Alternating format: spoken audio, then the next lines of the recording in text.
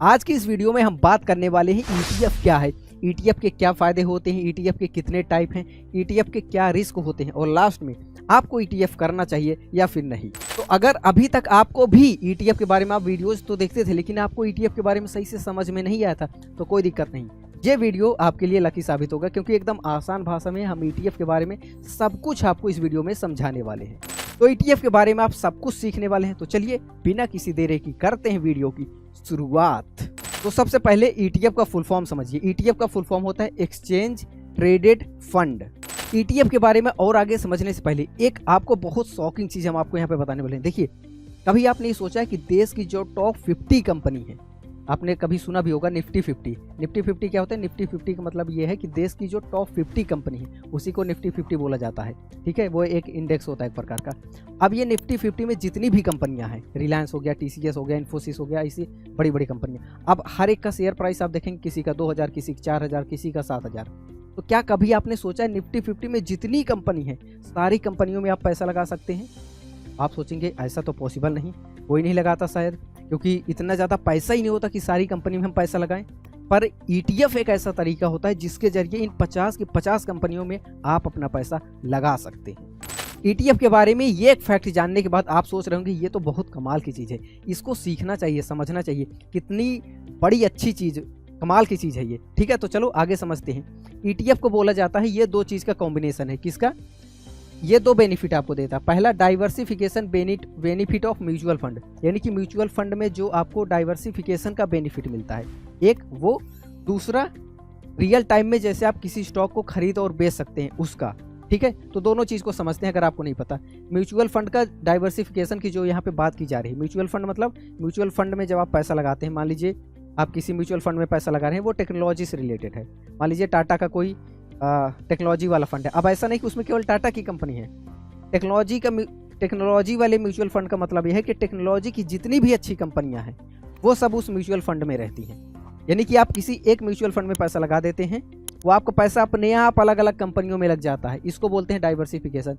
इसी तरीके से हम बात करते हैं, जैसे आपने फार्मा सेक्टर वाले किसी एक म्यूचुअल फंड में लगा दिया, तो फार्मा सेक्टर में जितनी कंपनियां हैं हर कंपनियों में आपका पैसा बराबर बराबर या जिस रेशियो में म्यूचुअल फंड चाहते हैं वो डिवाइड करके लगा देते हैं। तो इससे क्या होता है कि आपको 50 अलग अलग फार्मा वाली कंपनी में पैसा नहीं लगाना पड़ता, एक ही म्यूचुअल फंड में लगा देते हैं और अमाउंट भी आपके पास छोटा 500 या 1000 रुपये आप लगा देते हैं स्टार्टिंग में, अगर आप बिगिनर की बात करें। ठीक है, बहुत सारे लोग लाखों रुपए लगाते हैं, उनकी बात छोड़ देते हैं। 500 रुपये में आप 50 कंपनी तो नहीं खरीद सकते ना, लेकिन 500 रुपये में आज उस 50 कंपनियों का कॉम्बिनेशन जो होता है जिसको म्यूचुअल फंड बोलते हैं वो खरीद सकते हैं। तो यही होता है कि डाइवर्सिफिकेशन मिलता है म्यूचुअल फंड में जब आप एक म्यूचुअल फंड खरीद लेते हैं। तो ईटीएफ में आपको एक ये बेनिफिट मिलता है। दूसरा, स्टॉक का बेनिफिट मिलता है। स्टॉक जैसे आप रियल टाइम में सुबह आप देख रहे हैं प्राइस कम पे है तो आप खरीद लिए, बाद में आप देख रहे हैं बढ़ गया तो आप बेच दीजिए। यानी कि उसी तरीके से आप ईटीएफ को भी रियल टाइम प्राइस इसका फ्लक्चुएट होता रहता है, कम ज़्यादा होता रहता है, तो किसी भी प्राइस पे आप खरीद सकते हैं और किसी भी प्राइस पे आप इसको बेच सकते हैं। तो इतना जानने के बाद आपको अब ईटीएफ के बारे में सब कुछ समझ में आ गया होगा जो अभी तक कन्फ्यूजन था। तो चलिए अब हम देखते हैं कि ईटीएफ के और क्या क्या बेनिफिट हैं। पहला बेनिफिट डाइवर्सिफिकेशन, जो हमने आपको समझा ही दिया कि जैसे म्यूचुअल फंड में आपको डाइवर्सिफिकेशन का ऑप्शन मिलता है, वही डाइवर्सिफिकेशन का आपको इसमें ऑप्शन मिलता है। अब जैसे एक निफ्टी 50 होती है, तो निफ्टी 50 में डायरेक्ट आप पैसा नहीं लगा सकते। ठीक है, या लोग ट्रेडिंग तो करते हैं बट डायरेक्ट निफ्टी 50 में आप पैसा नहीं लगा सकते। ऐसा नहीं कि निफ्टी 50 आप खरीद लीजिए तो देश की 50 कंपनियां आपके हाथ में आ गया, ऐसा नहीं। निफ्टी 50 एक इंडेक्स है, उसमें देश की 50 कंपनियां, अगर उन 50 कंपनियों में एक साथ पैसा लगाना है तो क्या करना पड़ेगा? तो इसके लिए ईटीएफ में क्या है, इसके लिए बना है निफ्टी 20। इस निफ्टी 20 में अगर आप पैसा लगा देंगे तो ये फॉलो करती है निफ्टी 50 इंडेक्स को। ठीक है, आप इन 50 कंपनियों में एक साथ पैसा लगा सकते हैं ईटीएफ के जरिए, जिसको बोला जाता है निफ्टी 20। तो जैसे आपने सुना होगा म्यूचुअल फंड में कई अलग अलग टाइप के म्यूचुअल फंड होते हैं, सेक्टर वाइज कई सारे म्यूचुअल फंड होते हैं, टेक्नोलॉजी का अलग, फार्मा का अलग। उसी तरीके से ईटीएफ में भी कई, अगर आप सेक्टर वाइज लगाना चाहते हैं तो वैसा लगा सकते हैं। निफ्टी 50 वाला ये जो है ये काफ़ी ज़्यादा पॉपुलर है क्योंकि देश की 50 कंपनियां एक बार हाथ में आ जाती हैं। तो स्टॉक्स में बहुत सारे आप लगा सकते हैं, बॉन्ड्स में, कमोडिटी में, इस तरह से अलग अलग ग्रुप में आप, जैसे म्यूचुअल फंड का ग्रुप रहता है वैसे ईटीएफ का भी ग्रुप रहता है जिसमें आप पैसा लगा सकते हैं। नहीं समझ में आया? और आसान कर देते हैं। जैसे आपके पास 1000 रुपये हैं, ठीक है, अब आपको देश की टॉप 50 कंपनी में लगानी है। अब 1000 रुपये में आपको रिलायंस का भी एक शेयर नहीं मिलेगा, क्योंकि 1200 रुपये के ऊपर उसका प्राइस है। इन्फोसिस का आप नहीं ले सकते, TCS का नहीं ले सकते। 1000 रुपये में क्या करेंगे? लेकिन ETF आपको ये ऑप्शन देता है, ETF और म्यूचुअल फंड, ये दोनों आपको एक ऑप्शन देते हैं कि आप कई सारी कंपनियों में, जैसे टेक्नोलॉजी वाली कंपनी, ठीक है, TCS, इन्फोसिस, ये सब टेक्नोलॉजी वाली कंपनी, तो टेक्नोलॉजी वाला कोई एक फंड आप ले लेते हैं तो उसमें टेक्नोलॉजी वाली जितनी कंपनी रहती है वो मिल जाती है। इसी तरह से बैंक के बहुत सारे म्यूचुअल फंड रहते हैं, तो अलग अलग बैंक में पैसा लगाने से बेहतर है कि म्यूचुअल फंड में आप पैसा लगा देते हैं। उसी तरीके से ETF में भी ऑप्शन रहता है, यानी कि कम पैसे में आपका ज़्यादा काम हो जाएगा। बहुत सारी कंपनियों में आप अपना पैसा लगा सकते हैं।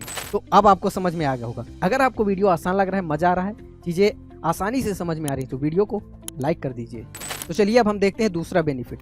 दूसरा बेनिफिट ये है लिक्विडिटी, यानी कि इसमें लिक्विडिटी भी रहती है। आप डेली बेसिस पर इसको ट्रेड कर सकते हैं, जब मन कहे बाय करिए, जब मन कहे सेल करें। लेकिन अगर वैसे कंपेयर करें जैसे स्टॉक्स वगैरह में लिक्विडिटी रहती है, ETF में अभी उतनी ज़्यादा लिक्विडिटी नहीं है, लेकिन फिर भी लिक्विडिटी है कि आप खरीद और बेच सकते हैं। अभी 3-4 साल से काफ़ी ज़्यादा पॉपुलर हो रहा है, लोग इसको खरीद रहे हैं, पहले उतना ज़्यादा पॉपुलर नहीं था। तो चलिए अब हम देखते हैं तीसरा फ़ायदा। तीसरा फ़ायदा है कॉस्ट इफेक्टिव। कॉस्ट इफेक्टिव का मतलब क्या है कि जैसे आप म्यूचुअल फंड में जब पैसा लगाते हैं, आपको समांतर लग रहा होगा थोड़ा थोड़ा कि म्यूचुअल फंड और ETF एक जैसे हैं, लेकिन ETF से ज़्यादा बेटर म्यूचुअल फंड से ज़्यादा बेटर माना जाता है ETF को। एक रीज़न ये भी है क्योंकि ये कॉस्ट इफेक्टिव है। म्यूचुअल फंड में आपके बहुत ज़्यादा चार्जेस लगते हैं, कई प्रकार के चार्जेस लगते हैं, तो उसके कंपेयर में ETF कॉस्ट इफेक्टिव रहता है। म्यूचुअल फंड के कंपेरिजन में ये ज़्यादा कॉस्ट इफेक्टिव रहता है। मैनेजमेंट फीस और अदर चार्जेस भी काफ़ी कम रहते हैं ETF में। तो चलिए हम देखते हैं अब चौथा फ़ायदा। चौथा फ़ायदा है ट्रांसपेरेंसी का। पोर्टफोलियो का स्ट्रक्चर डेली बेसिस पर पता चलता है, जो ट्रांसपेरेंसी को इंक्रीज करता है। तो इसका जो पोर्टफोलियो डेली बेसिस पे आप ट्रैक कर सकते हैं, चेक कर सकते हैं प्राइस कब अप जा रहा है, कब डाउन जा रहा है, क्योंकि इंडेक्स को फॉलो करता है तो आपको रियल टाइम में पता चलता रहता है। तो इसमें ट्रांसपेरेंसी ज़्यादा रहती है म्यूचुअल फंड के कंपैरिजन में। ये 4 बेनिफिट समझने के बाद अब आप सोच रहे होंगे कि ETF के कौन कौन से टाइप होते हैं। तो चलिए कुछ पॉपुलर टाइप के बारे में हम आपको बता देते हैं, बात कर लेते हैं इसके बारे में। पहला हो गया स्टॉक ETF। जैसे एक हमने निफ्टी 20 बताया कि देश की जो 50 टॉप की कंपनी है उसमें आप पैसा लगा सकते हैं एक साथ। निफ्टी 20 अगर आप ले लेते हैं, ये अभी 266 रुपये के आसपास चल रहा है। सोचिए 266 रुपये मात्र लगा के देश की 50 कंपनियों में आप अपना पैसा लगा सकते हैं। उसके बाद इसी तरीके से जूनियर बीज है, यानी कि निफ्टी 50 के बाद वाली जो कंपनियां हैं वो आती हैं जूनियर बीज में। तो जूनियर बीज आप ले लेते हैं तो जो मिड कैप टाइप की कंपनियां होती हैं वो आपके पोर्टफोलियो में आ जाती हैं। अगर आप बॉन्ड में इन्वेस्ट करना चाहते हैं तो इसके बॉन्ड ETF भी आते हैं जिसमें आप पैसा लगा सकते हैं। कमोडिटी ETF जैसे प्रीसियस मेटल जो होते हैं, गोल्ड हो गया, सिल्वर हो गया, तो गोल्ड के लिए गोल्ड बीज आता है, तो इन सब में भी आप पैसा लगा सकते हैं। सेक्टर ETF मतलब एक प्रकार से सेक्टोरल समझिए, जैसे टेक्नोलॉजी वाले हो गए, हेल्थ केयर हो गए, ठीक है। तो इस तरह से अलग अलग सेक्टर में भी आप एक साथ पैसा लगा सकते हैं। तो अभी तक आपने इसके बेनिफिट और टाइप वगैरह समझ लिए। अब आप सोच रहे होंगे क्या इसमें कुछ नुकसानदेहक भी चीज़ें हैं, कुछ रिस्क वाली भी चीज़ें हैं। तो हाँ, कुछ चीज़ें हैं जो हम आपको यहाँ पे बताना चाहेंगे। पहला कि आप इसका प्राइस देखते हैं कि अप डाउन होता रहता है, फ्लक्चुएट करता रहता है। हालांकि वो बड़ी दिक्कत नहीं है, लेकिन फिर भी लोगों को डर रहता है। दूसरा क्या है, लिक्विडिटी थोड़ा कम है, जो कि हमने आपको पहले ही बताया। लिक्विडिटी कम का मतलब है कि जैसे स्टॉक्स वगैरह में आपको मिल जाती हैं जो अच्छी कंपनियां हैं, तो उसमें लिक्विडिटी ज़्यादा रहती है, मतलब लोग खरीद भी रहे हैं, बेच भी रहे हैं। अगर आप बेचना चाहते हैं तो खरीदार मिल जाते हैं, अगर आप खरीदना चाहते हैं तो बेचने वाले मिल जाते हैं। ETF अभी बहुत ज़्यादा पॉपुलर नहीं है, लेकिन फिर भी पहले के कंपैरिजन में धीरे धीरे काफ़ी ज़्यादा पॉपुलर हो रहा है। जैसे जैसे लोग अवेयर होते जा रहे हैं, वीडियोज़ के थ्रू बहुत सारे फाइनेंशियल क्रिएटर भी वीडियोज़ बना रहे हैं, तो लोग एजुकेट हो रहे हैं, समझ रहे हैं, पढ़ रहे हैं, तो ETF में अब काफ़ी लोग निवेश करने लगे हैं। तो लिक्विडिटी धीरे धीरे बढ़ ही रही है। तो हालांकि रिस्क फैक्टर एक मान सकते हैं, लेकिन बहुत ज़्यादा ऐसा कोई बड़ा पॉइंट नहीं कि आपको इससे कोई दिक्कत होनी चाहिए, क्योंकि किसी चीज़ के बारे में लोग कम अवेयर रहेंगे तो उस चीज़ में थोड़ा कम ही जाएंगे। लेकिन धीरे धीरे लोग इसकी तरफ अवेयर हो रहे हैं, आगे बढ़ रहे हैं, तो धीरे धीरे लिक्विडिटी जो है वो भी ठीक हो जाएगी। तो अगर आपको ETF के बारे में आसानी से सारी चीज़ें समझ में आ गई, ये वीडियो पसंद आया, आसान भाषा में था, तो एक प्यारा सा कमेंट आप ज़रूर करिएगा कि ये वीडियो आपको कैसा लगा। अच्छा लगा तो भी बताना है, नहीं अच्छा लगा तो भी आप बता सकते हैं कि क्या नहीं अच्छा लगा। वीडियो पसंद आया हो तो इस वीडियो को लाइक कर सकते हैं, नहीं पसंद आया तो डिसलाइक करिए। लेकिन इसी तरह के आसान भाषा में शेयर मार्केट से रिलेटेड चीज़ों को आप आसान भाषा में समझना चाहते हैं तो चैनल को ज़रूर सब्सक्राइब कर लीजिएगा, क्योंकि इसी तरह के वीडियोज हम आपके लिए इस चैनल पर लाते रहते हैं। वीडियो खत्म होने से पहले एक बात और आपको यहाँ पे बताना चाहेंगे, अगर आप चाहते हैं कि हम बेस्ट 3 ETF के बारे में आपको बताएं जिसमें आप 2025 में इन्वेस्ट कर सकते हैं, तो नीचे कमेंट बॉक्स में आप जरूर लिख दीजिएगा बेस्ट 3 ETF। अगर आप लोग कमेंट करते हैं और ज़्यादा कमेंट आते हैं तो हम इसके ऊपर एक डिटेल वीडियो जरूर बनाएंगे, बेस्ट 3 ETF कौन कौन से हैं जिसमें आप 2025 में निवेश कर सकते हैं। नमस्कार।